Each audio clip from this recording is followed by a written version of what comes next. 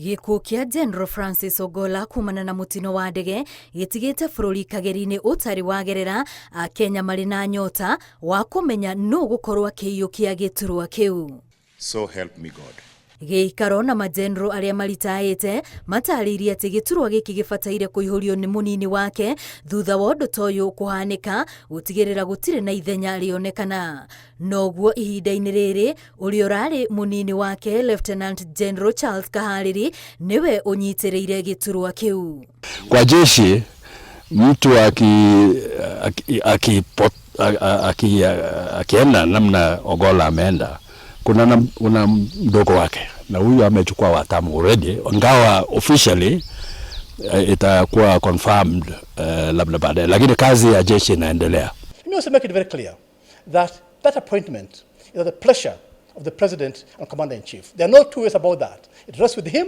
It's at his will. He'll do it at the right time after the nation has mourned, has cooled down, and we are back to normal. Therefore, no urgency indeed in terms of appointing somebody today or tomorrow. Kuringana na mawatho ma biraro maria matemanirio ni General Daudi Tonje, munene wa biraro angikua kana athie ritaya, giturwa giake kiagiriire kuoyo ni mutongoria wa ruhonge rwa biraro ruria rutaingirite giturwa-ini giki maita meri mahituku. Hapo Ogolla akitoka, yule anakuja ni wa Navy.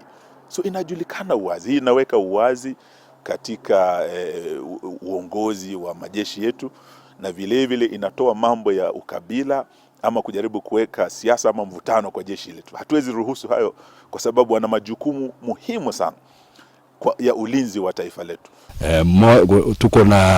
Tuko kwa kila jambo ambayo tunafanya, kuna mtu ya kwanza na ya pili, ya tatu mpaka hata ya tano. So moja akienda mwingine anachukua. Huwezi kuacha vita peke yake, mpaka tuwe na systems ya kupeana kazi.